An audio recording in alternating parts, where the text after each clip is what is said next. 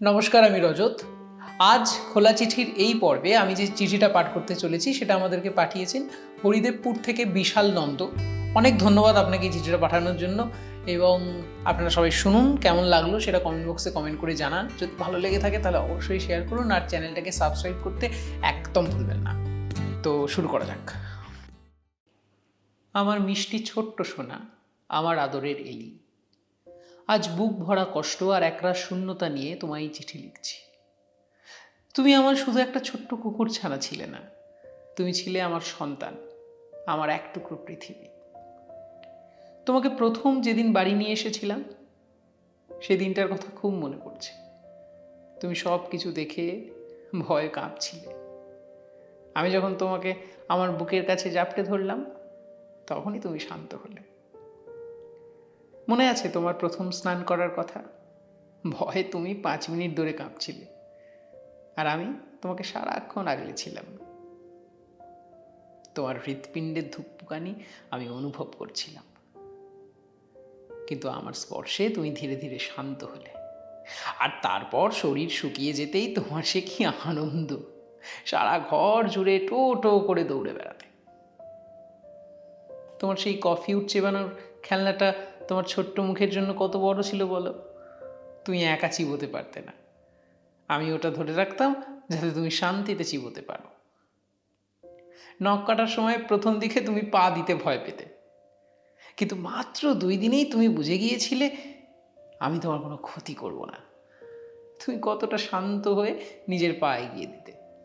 আমি যখনই বাড়ি ফিরতাম, এমনকি মাঝরাতেও, তুমি অর্ধেক ঘুমে আচ্ছন্ন থেকেও আমাকে অভিবাদন জানাতে ছুটে আসতে। আমি যখন আঙুল দিয়ে বিছানার দিকে ইশারা করতাম, তুমি যেন সব বুঝে গিয়ে চুপচাপ ঘুমোতে চলে আসতে।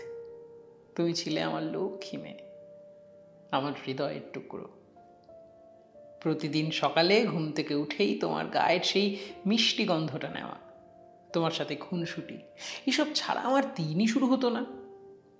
তুমি লাফ দিয়ে আমার গায়ে উঠে আসতে, সারা মুখ আদর করে চেটে দিতে, তারপর আমার কানের কাছে গিয়ে মুখ দিয়ে এমনভাবে চাটতে যেন চুপি চুপি আমাকে খুব আদরের কোনো কথা বলতে চাইছো। কিন্তু এই নিষ্ঠুর পৃথিবী এত তাড়াতাড়ি তোমাকে আমার থেকে চিরতরে কেড়ে নিল। তোমায় নিয়ে প্রত্যেক দিনের মতো সেদিন বিকেলবেলায় ছাদে গেলাম। সারা ছাদ জুড়ে তোমার প্রিয় লাড্ডু ছড়ানো ছিল। ফ্ল্যাটেরই কেউ ছড়িয়ে এসেছিল নিশ্চয়ই। তুমি অবুঝ খেলে, তারপর যন্ত্রণায় কেমন কাঁপতে থাকলে। কেন তোমাকে ওরা আমার কোল থেকে ছিনিয়ে নিল? শেষের দিকে কেমন অসহায়ভাবে আমার দিকে তাকিয়েছিলে। আমি মরিয়া হয়ে তোমাকে বাঁচাতে চেয়েছিলাম, কোলে করে পাগলের মতো ছুটেছিলাম, কিন্তু আমার সব চেষ্টা ব্যর্থ করে তুমি আমাকে ছেড়ে চলে গেলে। আজ ঘরে, সিঁড়িতে, পথঘাটে, সব জায়গায় আমি শুধু তোমাকেই খুঁজি। তোমার সেই লাফিয়ে ওঠা, তোমার সেই নাক ডাকার শব্দ, তোমার গায়ের গন্ধ, সব আমি এখনো প্রতি মুহূর্তে অনুভব করি। এই শূন্যতা আমাকে ভেতর থেকে শেষ করে দিচ্ছে। এখনো রোজ সকালবেলা আমি তোমাকেই খুঁজি। একটুবারের জন্য কি ফিরে আসতে পারো না? এসে আমার কোলে লাফিয়ে উঠবে, আগে যেমন করে আসতে। আমি 2বার ডাকলেই তো চলে আসতে, এখন তো কতবার ডাকি, আসো না কেন? একটা রাতও এখন ঘুমোতে পারি না। তোমার জল খাওয়ার আওয়াজ পাই, ছুটে যাই রান্নাঘরে দেখতে। নেই তুমি। তোমার সব খেলনাগুলোতে হাত বোলাই, কষ্ট হয় খুব। আমার সোনা মেয়েটা ছিলে, ফিরে এসো না প্লিজ। তুমি যেখানেই থেকো খুব শান্তিতে থেকো, আমার ছোট্ট এলি।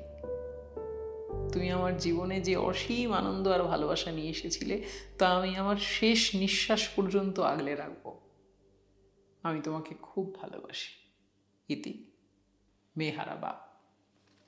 সত্যি যাদের পেট থাকে, সে কুকুর হোক বিড়াল হোক, মানে কতটা আপন হয় যাদের থাকে তারাই বোঝে, কতটা মায়া যারা এর মধ্যে দিয়ে গেছে তারাই বোঝে। আর আমাদের সমাজে যে ধরনের মানুষ থাকে, যে ধরনের মানুষ আছে, যারা মানে একটা প্রাণকে জাস্ট বিষ খাইয়ে মেরে দিতে পারে,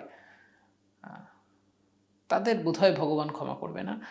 যাই হোক, আজকের চিঠি এই পর্যন্তই, এটাই ছিল। আপনারাও আপনাদের যদি কোনো চিঠি থাকে, ব্যক্তিগত হোক বা আপনারা কাউকে জানাতে চান, শোনাতে চান, নিজে পাঠাতে পারছেন না, তাহলে আমাদেরকে পাঠান। rajat.roy.brobun আমার ইনস্টাগ্রাম অ্যাকাউন্ট, এবং ব্রবন প্রোডাকশন স্বপ্নের দেশের ইনস্টাগ্রামের ডিএমেও আপনারা আপনাদের চিঠি পাঠাতে পারেন। আমি বা আমাদের প্রোডাকশনের অন্য কেউ সেটা পাঠ করে আরও অনেক মানুষের কাজ অবধি পৌঁছে দিতে পারবো। দেখা হবে পরের এপিসোডে। ধন্যবাদ।